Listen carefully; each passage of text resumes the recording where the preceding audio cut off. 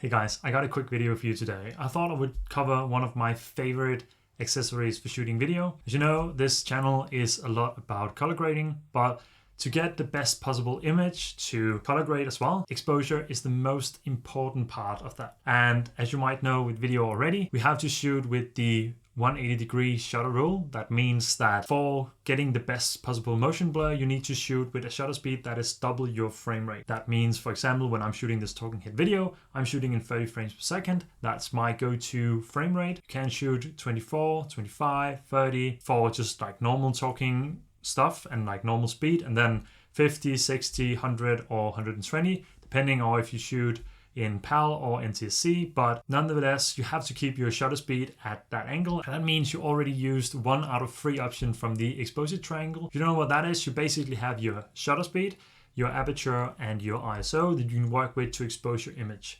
Now, if the shutter speed is already set, in my case for 30 frames per second, it's 1/60. When I shoot in slow motion, that's 60 frames per second. Then I shoot in 1/125. And what that means is that now we only have our ISO and our aperture left to work with. Now, if you don't have enough light in your scene, you can stop down your aperture to f2.8, f4, whatever your lens can do. And when you get to your limit there, you can start adjusting your ISO until you get an image that you like, an image that you need, without getting too much noise, of course. You have to work that out with your camera, but then you can still get more light into your camera. That's not where the issue lies. Now, if you are on the other end of the spectrum, if you have too much light in your scene, then you need the ND filters. And what is an ND filter? Basically, it's sunglasses for your lens. It is called ND because it's neutral density. What it means that you put this on top of your lens, and now you can't see anything because it's way too dark, but you basically put that on top of your lens and it blocks out some of the light. That means that you can keep your aperture, you can keep your shutter speed, and you can keep your ISO where it's supposed to be. Now, this is important for a few different reasons. You can't really stop down your ISO more than your base ISO. For me, that's C-Log free, and that means that I have to be at ISO 800. I want that depth of field. That means that I want to shoot somewhere between f2.8 and f4, depending on what I'm shooting and how much I need in focus, but I still want that separation from the background. If I were to stop up to f8 or f11 to compensate for having too much light, then I wouldn't get that depth of field and everything would be way too sharp, at least for me. Way too much would be in focus basically. So when I put an ND filter on, I can adjust that. And right now I'm sitting inside. I actually have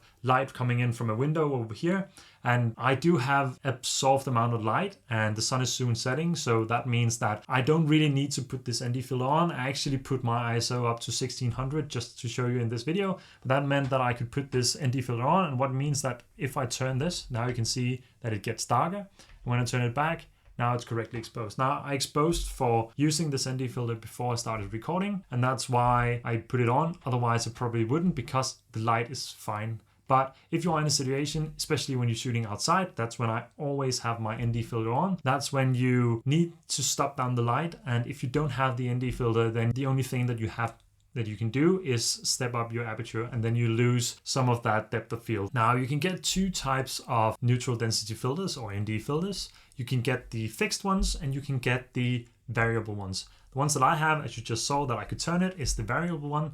The one that I have on my camera right now is the 2 to 5 stops. And the other one that I showed you before is the 6 to 9 stops. Now, this one, the 6 to 9, I only use for photos when I have to do long exposure photos of waterfalls or the sea, something like that. So that's not really useful for video, but the 2 to 5 basically lives on my camera when I'm shooting outside. And that means that it's 2 to 5 stops of light that it stops down, instead of having to step up in aperture or in ISO or something like that. The fixed ones are basically the same, but that means that you can't adjust anything afterwards. So that could be 1 stop, 2 stop, 3 stops, 5 stops of light, but it's only that you put on. Some of them you can stack, so you could screw on a 2 stop and another 2 stop, and then that would be 4 stops. But I really like these adjustable ones, as it makes it super easy to have those on your lens all the time, and you can just quickly adjust by turning this ring. I really like these ones from Polar Pro, because I can turn around this ring. You should be able to see the ring here and the numbers and the arrow that points at where it is at. That means that I can see how many stops I've stepped down, and it also has this haptic feedback that kind of marks me when I'm turning it without looking, when I'm at a full stop, so that I'm not in between. And the older filters that I had before didn't have this feature, and I could definitely live without. I could just look at it, but for fast maneuvering and adjusting, it's nice to know when there's a full stop. Definitely not required. And also, these Polar Pro filters from the Peter McKinnon edition are really, really expensive. You can definitely get something that is cheaper than that, and you don't need to spend this much money. You just need to know that if you screw on a really cheap filter on your very expensive lenses, then you will lose some quality, because the glass that you put at the end of your glass, or the glass that's in your lens, will be worse, and that means that the quality coming out of your camera or out of the lens will be worse as well. So that's something to know. You want to buy something of high quality, and I can definitely recommend getting a 2 to 5 stop one. I have linked this one I'm using down in the description, so you can check that out. But I would check out different options out there. I've seen some from, I think it's called Freewell, where you just screw on kind of like a step-up ring on your lens, and it works so that it's magnetic, so that you can just put on different kind of filters, variable ND filters, mist filters, something like that.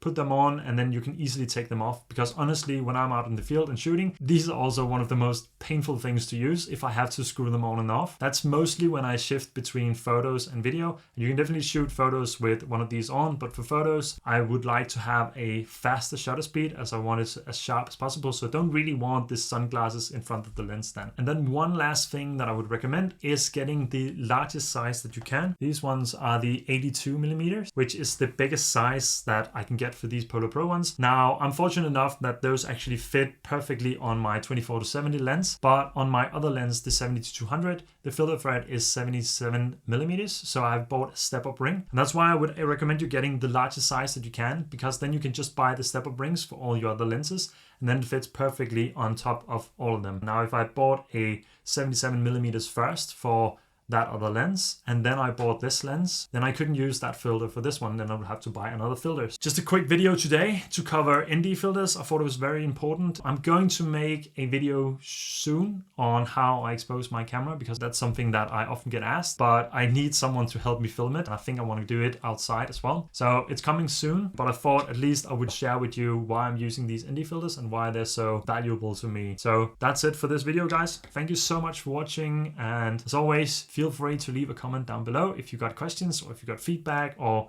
you just want to say hi. I always love to chat with you guys. And until the next time, take care, have a great day. I'll see you soon.